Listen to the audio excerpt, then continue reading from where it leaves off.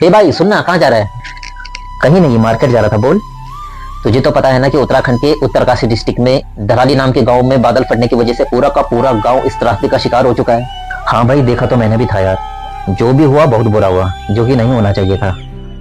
और भाई इस प्राकृतिक प्रलय में सैकड़ों लोगों ने अपने लोगों को खो दिया है। बहुत सारे लोग ऐसे हैं जो घर से बेघर हो चुके हैं। वहां पर बहुत ही ज्यादा जनमाल की हानि हुई है।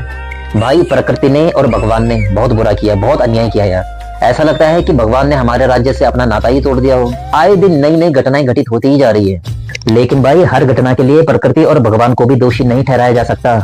मतलब भाई मतलब ये है कि प्राकृतिक आपदाओं के लिए कहीं ना कहीं मानव जिम्मेदार है, हम लोग जिम्मेदार हैं, इंसान जिम्मेदार है उसके लिए। हम कैसे जिम्मेदार हैं मैं कुछ समझा नहीं। भाई हम इतने स्वार्थी हो चुके हैं ना, इतने सेल्फिश हो चुके हैं ना, तो अपने निजी स्वार्थ के लिए और डेवलपमेंट के लिए कहीं ना कहीं प्रकृति को अहित कर रहे हैं, कहीं ना कहीं प्रकृति के साथ छेड़छाड़ कर रहे हैं और कहीं ना कहीं प्रकृति का विनाश कर रहे हैं। जब प्रकृति का विनाश कर रहे हैं तभी प्रकृति हमारा विनाश कर रही है।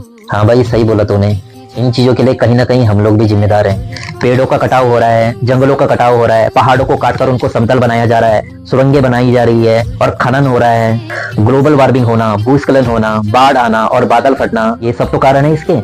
और तुझे तो पता है ना कि ग्लोबल वार्मिंग की वजह से मौसम अनियंत्रित होता है। प्रकृति का खुद का एक अपना नियम सिद्धांत है। प्रकृति कहती है कि जिस अनुपात में आप मुझको दोगे ना, उसी अनुपात में आपको वापस लौटा कर दूंगी। अब तो सरकार को उनकी मदद करनी चाहिए। क्या बोला भाई? मदद? वो भी सरकार? नहीं भाई, सरकार हमेशा संतावना देती है, वास्तविकता में कुछ करती नहीं है। अगर ऐसा होता तो अंकिता भंडारी वाले केस के बारे में तूने सुना ही होगा। 3 सालों से इतनी कंट्रोवर्सी हो रही थी, इतने सारे लोग डेमोन्स्ट्रेशन कर रहे थे उस चीज के बारे में कि उसको न्याय दिलाओ, न्याय दिलाओ, न्याय दिलाओ। क्या उसको न्याय मिला? नहीं मिला ना। तो सरकार हमेशा संतावना देती है भाई। तो फिर हम लोग कर क्या सकते हैं? भाई हम लोग बहुत कुछ कर सकते हैं, वो भी सोशल मीडिया के माध्यम से। सोशल मीडिया जिंदाबाद। वो कैसे?